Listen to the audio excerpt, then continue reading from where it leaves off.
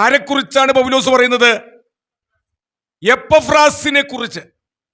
അപ്പോൾ പൗലോസിന്റെ കൂടെ ശുശ്രൂഷയുമായിട്ട് സഞ്ചരിച്ച് യാത്ര ചെയ്ത് പ്രവർത്തിച്ച മറ്റൊരു ദൈവദാസനാണ് എപ്പഫ്രാസ്.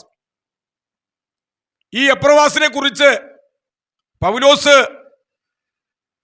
ചില നല്ല സാക്ഷ്യങ്ങൾ അവിടെ പറയുന്നുണ്ട്. 7-ാമത്തെ വാക്യത്തിൽ കാണാൻ കഴിയുന്നത് അധികം പ്രിയപ്പെട്ടവനായിരുന്നു. പൗലോസിനും കൂടെയുള്ളവർക്കും വിശ്വാസികൾക്കും വളരെ പ്രിയപ്പെട്ട ഒരാളായിരുന്നു എപ്പഫ്രാസ്. കണ്ടോ, പ്രിയപ്പെട്ടവൻ. നമുക്കെല്ലാവരും ഇഷ്ടമാണ്.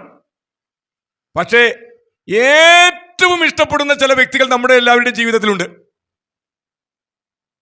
അത് ചിലപ്പോൾ 1, 2, 3 പേരൊക്കെ ഉണ്ടാവുള്ളൂ. ഇവിടെ എപ്പഫ്രാസിനെ കുറിച്ച് പൗലോസിന് ആത്മാഭിമാനത്തോടെ പറയാൻ കഴിയുന്ന അവൻ പ്രിയപ്പെട്ടവനാണ്. ഞങ്ങൾക്കും കൊലോസിലുള്ള വിശ്വാസികൾക്ക് പ്രിയപ്പെട്ടവനാണ്. 2, സഹഭൃത്യനാണ്. സാക്ഷ്യം പറയാൻ വലിയ ദൈവദാസനാണെന്നൊന്നല്ല പറയുന്നത്, സഹഭൃത്യൻ, ദൈവത്തിൻ്റെ ഒരു ഭൃത്യൻ, ദൈവത്തിൻ്റെ ഒരു വേലക്കാരൻ. അത്രമാത്രം ദൈവസന്നിധിയിൽ താഴ്മയുള്ള ഒരു ജീവിതം നയിച്ച മനുഷ്യനായിരുന്നു എപ്പഫ്രാസ്. അതുകൊണ്ടാണ് പറയുന്നത്, ഈ എപ്പഫ്രാസ് ഞങ്ങളുടെ ഒരു സഹഭൃത്യനാണ്, ദൈവത്തിൻ്റെ ഒരു എളിയ വേലക്കാരനാണ്. പിന്നെ പറയുന്നു 8-ാമത്തെ വാക്യത്തിൽ ക്രിസ്തുവിന്റെ വിശ്വസ്ത ശുശ്രൂഷകനായിരുന്നു. ഒരുപാട് ശുശ്രൂഷകന്മാരുണ്ട് ക്രിസ്തുയേശുവിന്. നമ്മുടെ ഇടയിൽ നമുക്കറിയാം,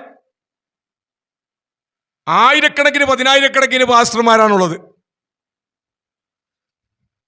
എല്ലാവരും പാസ്റ്റർമാരാ, സുവിശേഷകരാണ്.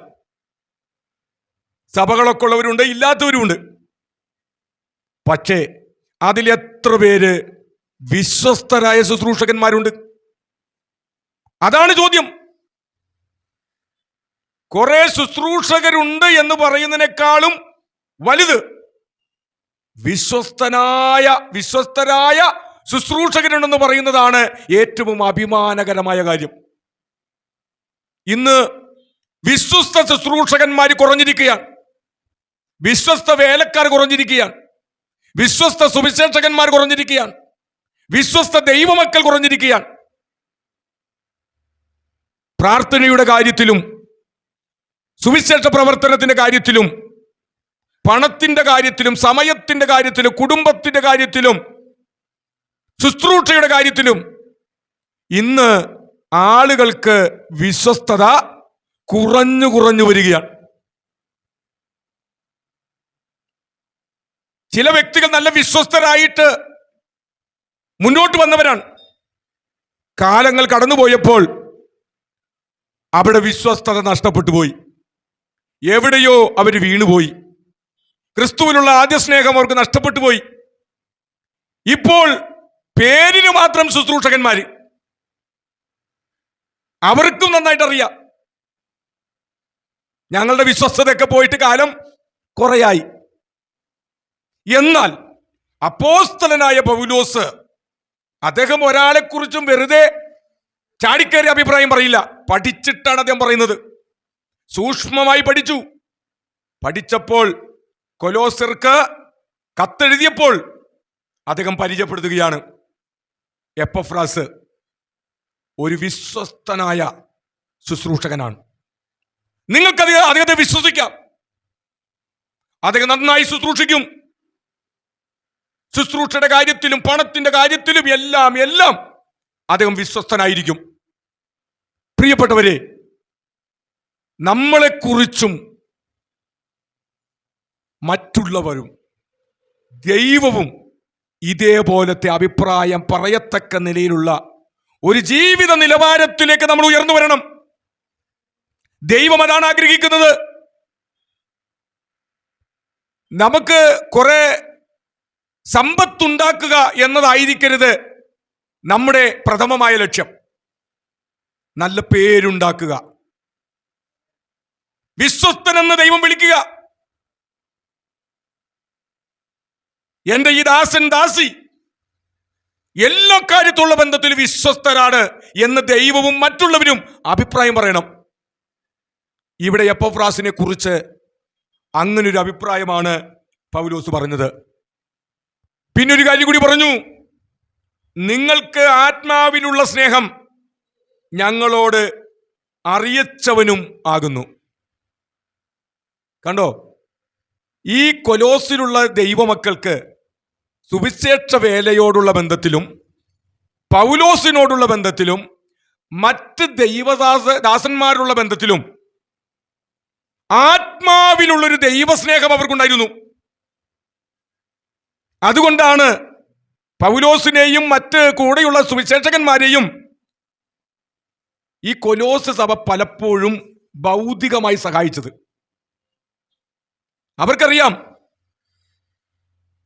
ദൈവദാസന്മാര് ജോലി കളഞ്ഞ് സ്വദേശം വിട്ട് അവർക്ക് അനുഭവിക്കാൻ കഴിയുന്ന പല നന്മകളും ഉപേക്ഷിച്ചിട്ട് ക്രിസ്തുവിന്റെ നാമത്തിൽ ദൈവവേലയ്ക്ക് ഇറങ്ങി പുറപ്പെട്ടവരാണ്.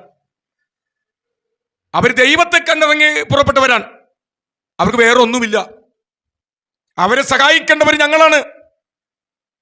അത് കൊലോസിലുള്ള ദൈവമക്കൾ കൃത്യമായി മനസ്സിലാക്കി. അവർക്ക് ദൈവദാസന്മാരോടുള്ളൊരു ആത്മാവിലുള്ളൊരു സ്നേഹം കൊണ്ട് അവിടെ ഹൃദയം നിറഞ്ഞിരുന്നു.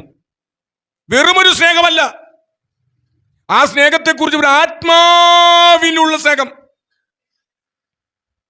അപ്പൊ സ്നേഹവുമുണ്ട്, ആത്മാവിനാലുള്ള സ്നേഹമുണ്ട്.